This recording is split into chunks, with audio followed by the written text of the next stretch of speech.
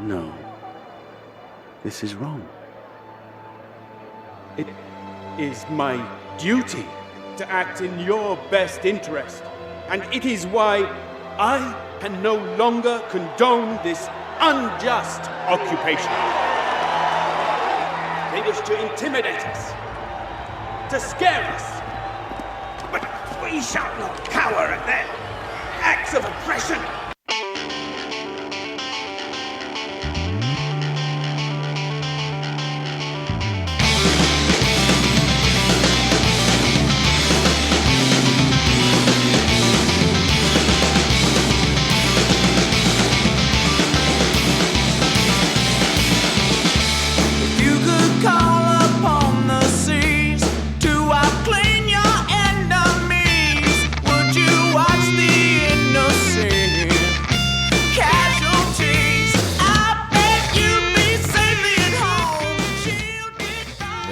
Oh, it must be Bad Batch Friday.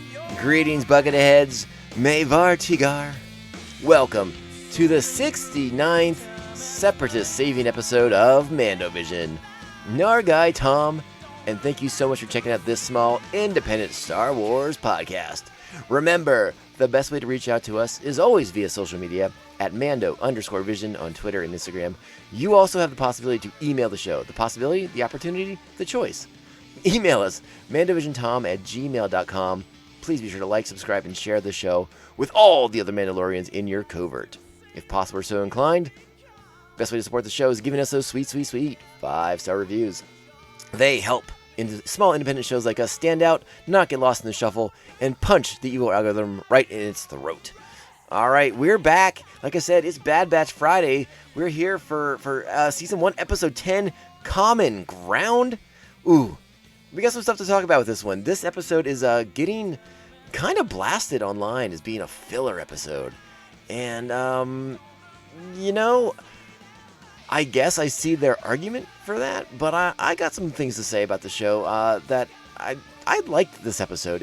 I think it's a bit of a letdown, coming off last week's Battle of the Bounty Hunters between Cad Bane and Fennec Shand, but I'm still enjoying myself with this series.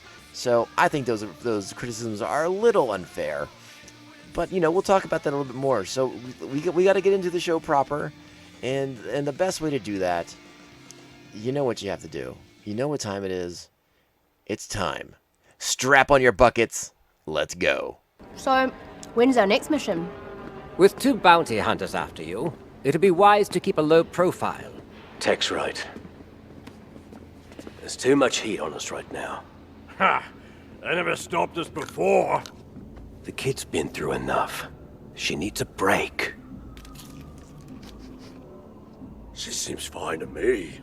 Yes, as we said, Season 1, Episode 10. This is Common Ground. Directed by Saul Ruiz. Written by... Gersimaran Sandhu. Story editor, Matt Mishnovitz. Hey now. Again, like I said, this episode is getting I feel, unfairly criticized as a filler type of episode. And I don't think that's very fair.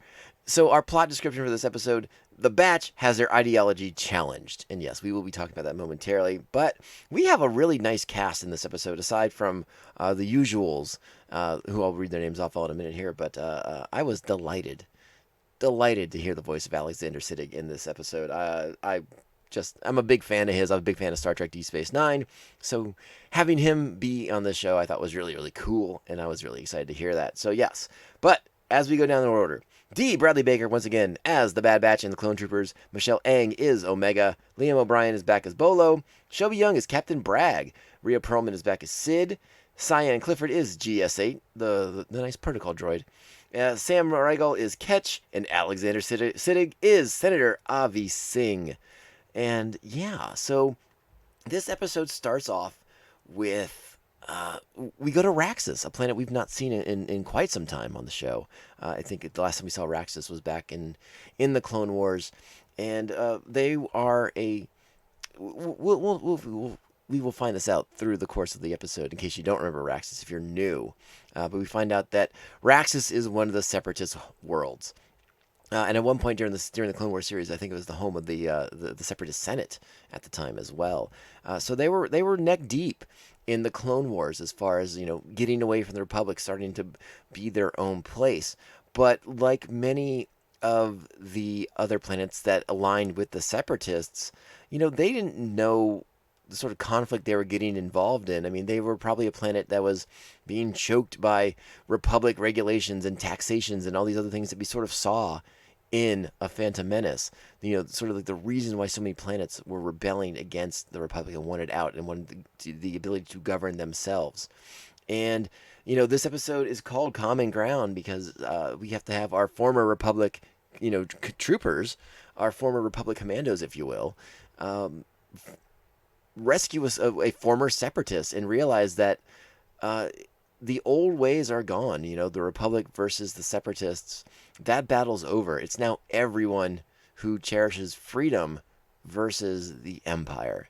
And that's something that the Batch has to come to terms with, because very much in the beginning of this episode, they struggle with the idea of rescuing a separatist. And let's go ahead and cue it up as the Batch gets back to Ord Mantell, which is where we catch up with them after we see Senator Avi Singh being arrested by the Imperials after he encourages the populace of Raxus to defy Imperial rule. We cut back to the Batch. They're just getting back to Ord Mantell from rescuing Omega. And they're, we got Wrecker and Omega having the Mantell mix and having a good time with that. And Omega chomping at the bit, quite literally in this case, because she's munching that oil on that Mantell mix for the next mission. But Hunter is very apprehensive about putting Omega back in the field in this case, because 2 bounty hunters after him, time to lay low. But of course, Sid has another mission, and with the Batch still being in debt to Sid, it's time they got to keep making credits, or they risk being exposed by Sid to the Empire. So let's go ahead and check out the scene as Sid lays out the new mission for the Batch. I've got a mission for you boys. A simple extraction on Raxus. Raxus? That is the former center of the Separatist government. It has since become an Imperial outpost. I'm not interested in a history lesson, Goggles. You're being hired to locate and free Senator Avi Singh from his confinement. My client will meet you at the given coordinates to brief you. Details are on this. Now get going. All right, so we'll stop it right there because Hunter has a problem with this, and I think it's warranted. I mean, Sid is running them ragged at this point, but they owe, and Sid is not the sort of Trandoshan to not use an asset to bring in credits, and I think you can sort of see how Hunter is really chafing against this sort of indentured servitude that they're in to Sid right now. Let's hear Hunter's response. Help a separatist? Not gonna happen. Your debt's still not paid, remember? A job's a job.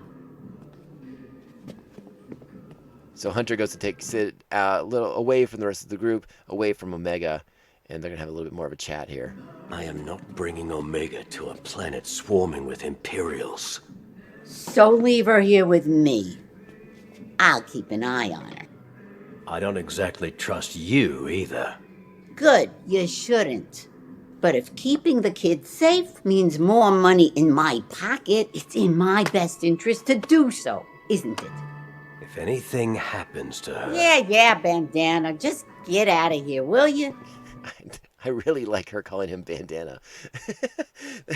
And Tech Goggles and all the nicknames she has for her. It's very much Rhea Perlman channeling her past career as a bartender, as a waitress at a bar in Cheers as Carla. And so I enjoy that, being, just the wiseacre, right? I don't know. Okay, so we got the mission, and again, the Batch is very begrudging about this. They are sort of feel forced into doing this because they have these debts to Sid that they have to clear, and they're going to leave Omega. They're weary. Hunter in particular is weary about taking Omega back into the field because of all the danger, the bounty hunters, that whole situation, the heat that they now have on them because of this situation, because of the Kaminoans attempting to get Omega back. And I feel like we can understand where he's coming from. Yes, he's being protective. It is coming from a good place. And you got to remember, Omega is a child. But it's interesting the way she sort of views herself as, or Sid kind of outright says that she's like useless. And that's an interesting scene as well. But it sort of forces Omega to confront that head on. Is like, yes, she's small, she's undersized, undermuscled, but she has other attributes that can help the team. And I think this episode does a really great job of showing what the attributes are. Like cutting to the chase, because we don't need to go all the way through this episode in sort of like the detail that we did in previous ones. I mean, we can just kind of get into this right now. Omega is going to pair up with Sid and play Dejarik, the hollow chess game that we're also familiar with from episode 4, and it was also featured in Solo. And Omega is quite good at it, very gifted, wins a lot of money, and is able to clear the debts of the team. And so that puts them in a whole new position in relation to Sid and the jobs they take, or if they decide to take more jobs at all from Sid. And with this new confronted ideology challenge that they had in this episode, I think that makes for an interesting place to move forward for them. And we'll talk about a little bit more about that as we kind of get there. But that's what I think this episode does so well, is it gives Omega something else that she's really, really good at, and another way to be a contributor to the squadron that's maybe less physical, less maybe in the field, in the thick of the battle, as it were, especially if there's bounty hunters and there's Imperials, and she's still a kid. You gotta recognize that fact, and Hunter does, and so he wants to be cautious with her. But now we know that she is, and again, this was hinted at back in the first episode, that strategy is part of Omega's makeup, that she is good at tactics and strategy. And it was something that I was a little surprised they got away from so quickly. But I think Omega wanted to get away from that. She wanted to be part of the squad. She wanted to be part of the batch. So that meant she wanted to be in the action, learn how to use weapons, be, a field proficient, if you will. But her potential role going forward as the group's tactician could be very, very interesting. Especially coupled with Hunter's skills of being a tactical leader as well. So they could be a very formidable force with Omega kind of calling the shots, being the shot caller, if you will. And that would be an interesting dynamic too, if that comes to pass. How will Hunter feel about that, having Omega call the shots? I think he'll be okay with it, honestly. I think his feelings and his trust in Omega continue to grow every episode, and it'll be a lot of fun to kind of keep exploring that. All right, so I want to put a pin in that part of that part of the episode, and let's focus on the batch and going to Raxus. And they make contact with the droid, and it's sort of, I don't want to say it's like by the numbers, because we see Tech, he hacks into the cameras, and the same thing that Crosshair, accuse him of being predictable for, they do again in this episode. And it's all good and well, because they're going to go rescue Avi Singh. They're going to free them from the Imperials. They're going to do their mission. They're going to complete their objective. What I thought was interesting in this episode, and this was something that was going on in the early episodes, but it sort of, I don't know if it was intentionally done or if it was just circumstance, but when they're on Braca and Crosshair's forces are there to apprehend them, to bring them in, well, maybe not even apprehend them, maybe just to kill them. The Bad Batch, Wrecker in particular, had no problem killing the clone troopers. But in many of the episodes before that, and now this episode in particular, they're stunning people. They're incapacitating them, and that sort of makes a lot of sense because of what we know before. They still view the Regs as brothers, and they're not trying to kill their brothers in that sense. So I wonder how that played out when they were discussing how the action was going to go. The behind the scenes discussion went when discussing about the Crosshair episodes, because like I said, you see Wrecker just tossing clone troopers off very high areas, and I'm pretty sure they did not bounce and recover from their landings. So that was something I definitely noticed. Lots of stuns, lots of incapacitating. They even use like stun grenades. Don't worry. I mean, it's a really neat tactic, a neat effect. But you wonder if was that part of the tactics because it was quieter than blasters and dead troopers everywhere, or is it like these are our brothers and yes, they're serving the Empire, but they don't deserve to die for that. So I'm sort of curious if that will be explored or addressed at some point down the road. But yeah, something that I caught and piqued my interest. So I do want to play the clip. I want to cut back to Omega a little bit and talk about her stories a little bit more. This is when Sid's playing the Jarek first, and Omega comes over to help her and wins the game. When despite the fact it looked like she was about to lose. So let's go ahead and play this a little bit.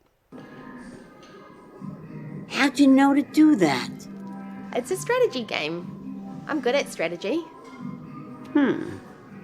How good?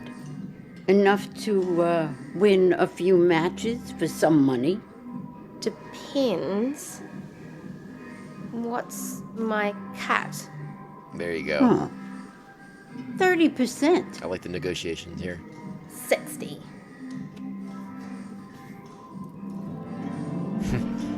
And I think you can tell at that point Sid reluctantly agrees, but sees the potential to make a lot of money off of Omega playing Dejarik at the bar. And again, I want to sort of reiterate, this episode is being criticized by a lot of folks as a filler episode. But I think there's some important developments here for Omega. Yeah, we sort of take a step back from some of like the deeper mythology, some of the revelations we were getting in the last episodes. About her, being the pure genetic clone of Django, just a female version. And obviously the action was so much there was so much intensity in the last episode or two. First with Crosshair fighting against the Batch, Cad Bane showing up abducting Omega, and then the battle to get Omega back as Cad Bane goes into combat with Fennec Shand. So like those are like two really like high intensity episodes right there. This one throttles back a little bit and starts to give us those episodes were very, very focused on the Batch, on Omega, and like the smaller aspect of the story. This one pumps the brakes and pulls us back into the galaxy at large, and we see again the way the Empire is unfurling across the galaxy. And I think that's really, really an interesting thing. I wish this is like the one angle of the story I wish was explored a little bit more, is sort of like the political angle.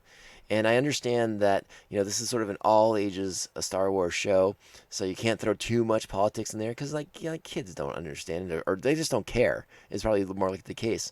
I mean, Hunter even says it at one point, stop talking about politics, we're here to get the target. And I think that's sort of like the end of the political conversation. But it's an interesting aspect of the episode that I wish they had pulled like a focus on just a touch more, because, yeah, I mean, again, we talked about it earlier. Think about these separatists. I mean, some of these nations, some of these worlds, I don't think they went into it with the intention of, they wanted their own independence. They wanted to be free from the Republic for various reasons. The Republic had become corrupt. The taxation of trade routes, all these other issues were putting pressure on some of these worlds. So they wanted to break away. It wasn't for sinister reasons. It was because they were manipulated into doing so. Because again, Sidious was playing the long game with all of them. And again, we also get to explore separatist leadership and how that looks now. Again, a lot of we saw Anakin before becoming Darth Vader, eliminating the hierarchy of the separatists. But I mean, that was mostly the Trade Federation and the Banking Clan and the Techno Union. Now we're looking at worlds, individual worlds who again just wanted to be free from the yoke of the Republic, and now they've replaced that. They've replaced the Republic, which probably all in all, but compared to the Empire, wasn't half bad. But now they've been replaced by tyranny. Tyranny now is the tyrants oversee them, and that is a way worse situation than what they had going on with the Republic. And they should feel like they've been duped, because they have been duped. And having this senator, having Avi Singh realize that he can't just go along with tyranny existing on Raxus and trying to encourage the populace to stand up against it. This is an interesting thing. I mean, you remember, you're in the early days of the Empire, and in one sense, this is when rebellion should be fostering the most, because this is when the Empire is probably at its weakest, because it's not firmly established. By the time of A New Hope, that's when you're like, they've been going on for 20-something years at that point, and you're like, oh, they're pretty well seated across the galaxy. But this is a period of turmoil, and that's an interesting avenue to explore. And I wish they had done a little bit better job of exploring that in this episode. And that's probably my biggest knock on this particular one, is I would have liked to have seen that explored a little bit more. But we do get to explore it at least a little bit through Avi Singh, through the people of Raxus and the planet of Raxus, as again we see this galaxy changing from the Republic, from the Separatists, to the Galactic Empire. And again, I find that interesting. I want to see that explored more. Whether that's in a second season or something like that, I don't know. But that's a really neat aspect of the show, and I want to see more of that, please. All right, so now we're going to cut back to Captain Bragg, the Imperial Captain, the female Imperial Captain. I think it's important to note that. Preparing to interrogate Avi Singh about his rebellious nature, about inciting rebellion on Raxus. And we get to see an Imperial interrogation droid and an Imperial drink some wine. So check it out. I think it's a good scene. Check it out. Defying Imperial law and openly inciting civil discord. I thought we had an understanding, Senator. I refuse to be your puppet. My loyalty is to the people, not the Empire. An unwise choice. Regardless, we will acquire what we need from you. Your draconian tactics won't work on me, Captain Bragg. That would be a first. There she goes for the wine. And here comes the interrogation droid. It's a slightly different model than what we see in Episode 4, A New Hope, when Vader is interrogating Princess Leia. But it's at this point that the Bad Batch spring into action, and they're going to get Singh out of there. They throw down the grenade, but Bragg is able to alert security that there's been a breach, and that draws all forces onto Clone Force 99 in their effort to escape with the asset Avi Singh. And again, I love this. This is great action in here. It's really, really fun stuff. They commandeer a tank. One of the ones we've seen from the Clone Wars. We haven't switched over to AT-ATs yet, or AT-ATs, depending on how you prefer to say it. So still very familiar weaponry and equipment at this point of the Empire too. But eventually we get to a point where Singh is able to lead them to some subterranean tunnels. They blast their way in. Wrecker closes the hole behind them, and they're able to start making their escape. And really strong stuff there. I think it's really strong. I think it's a solid action sequence. It's a lot of fun. And again, you're at this point the batch has sort of come to terms with this guy, with Avi Singh, this former separatist, and they're beginning to realize again that common ground. The title of the episode is like, it's not about separatists and republic anymore. You may have been enemies at one point, but now there's a new enemy, and you have to stand together to stop them. All right, so the batch and Senator Avi Singh are about to make their escape. And Avi pauses for a moment, and I wanted to kind of play this bit too, because again, I love that Alexander Siddig is doing this episode. So I want to play as much of him as I can. Check it out. What am I doing? I cannot abandon my people. I must help them. You will, Senator, but not if you are in Imperial custody.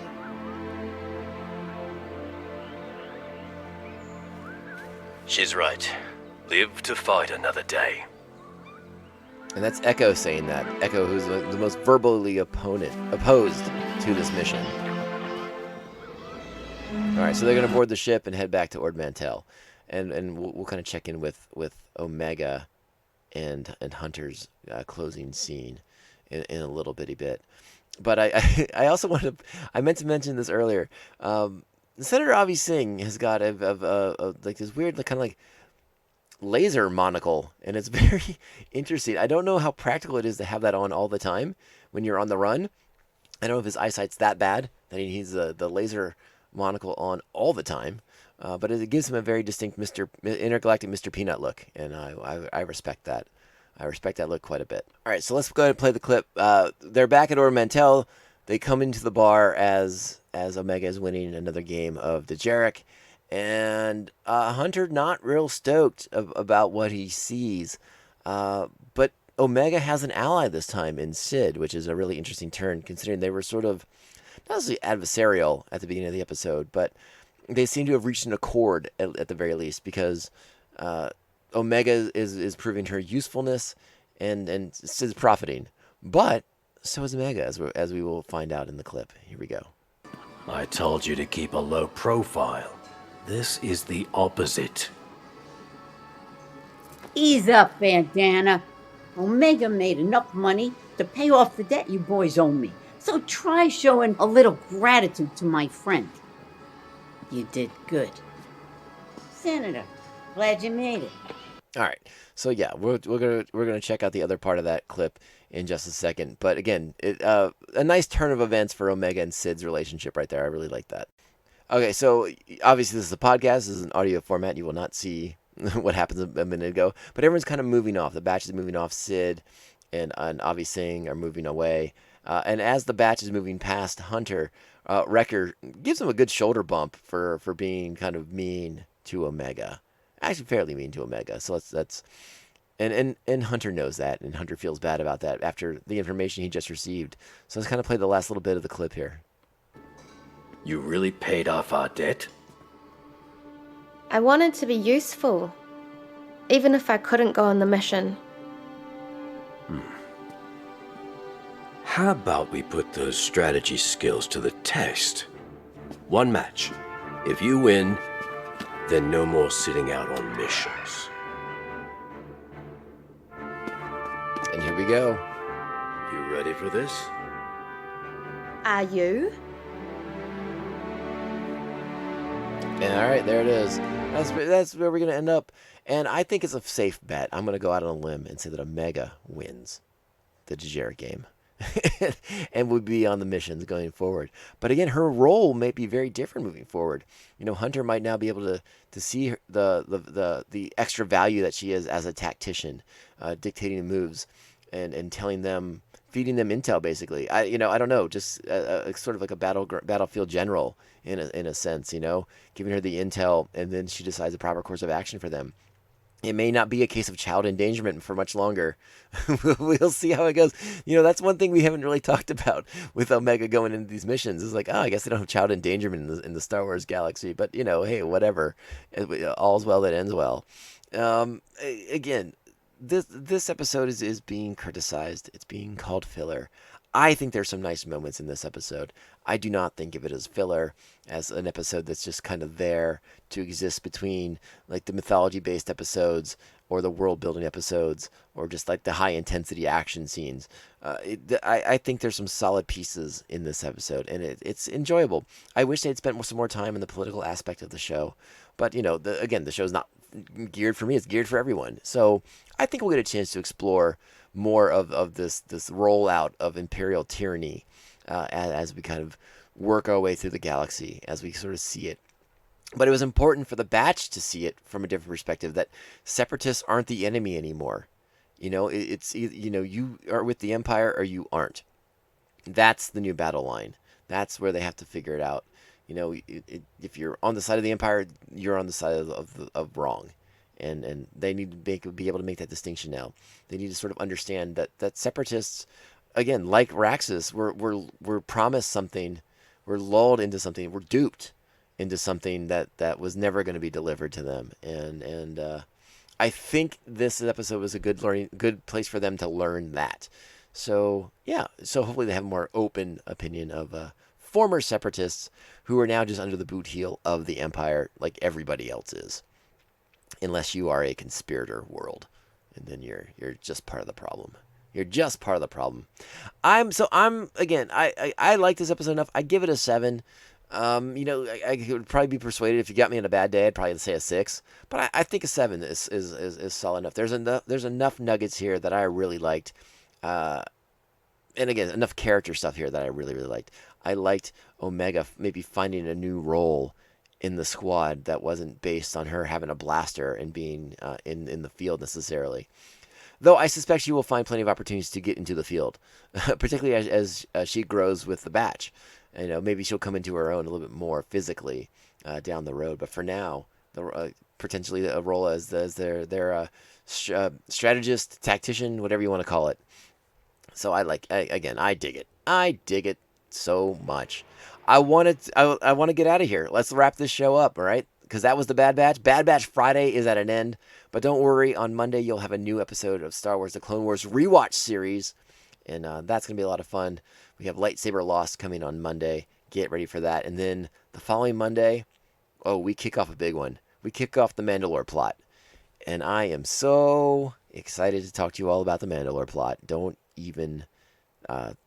underestimate me on that one. I am pumped for that one. All right, but let's get out of here. Bad Batch Friday is at an end. Remember, you can follow the show at Mando _Vision on Twitter and Instagram. You can email the show, mandovisiontom@gmail.com. Remember, we are on all your favorite podcasting platforms: Apple Podcasts, Spotify, Stitcher, iHeartRadio, Google Play, Pandora, Audible, Amazon, and so many, many more. And if there's something we're not on, just let me know. I'll make sure we get on there. If you're on Apple Podcasts and you can take the time, one of the easiest ways to support the show is a sweet, sweet, sweet 5-star review. They are what help small independent shows like us stand out, not get lost in the shuffle, and kick the algorithm right in its face. Nice Chuck Norris style roundhouse kick to its face. So we like that very, very much. I hope everyone has a great 4th of July weekend. I hope everyone has a good time. Be safe, be responsible, but eat lots of hot dogs and hamburgers because they're my favorite. Or, veggie dogs if you're into that thing. It's all good. Have fun, be safe. We'll be back on Monday. Yes, we will be back on Monday. I know the 4th of July is Sunday and the 5th is observed, but we don't do holidays on this podcast. We respect them, but we still put out episodes. That's all that matters, right? It's Clone Wars Monday, Bad Batch Friday. Holidays can fall wherever they want. Those shows are still coming out, and you can listen to them at your convenience. That is the beauty of a podcast. All right. Again, my name is Tom, Nargai Tom. Thank you for listening to the Mando Vision podcast. If you're new to this show, thank you so much for checking us out. I hope you've liked what you've heard and you come back and hang out with us and become one of the Bucketheads. And we have a lot of fun here in the Buckethead Army. Legion? I forget what word I've used before. Anyways, I hope you've liked the show if you're a new listener. And again, to all the listeners who've been here since the beginning, thank you so much for your continued support. It means the world to me. And I hope I remind you of that enough because without you all here, I'm just talking to myself. And I do enough of that on my own anyways. Let's wrap it up. Let's get out of here. Let's get out of here on this one. What did Din Djarin say when Boba Fett asked where the bathroom was? This is the way. This is the way. This is the way. This is the way. I would like to see the baby.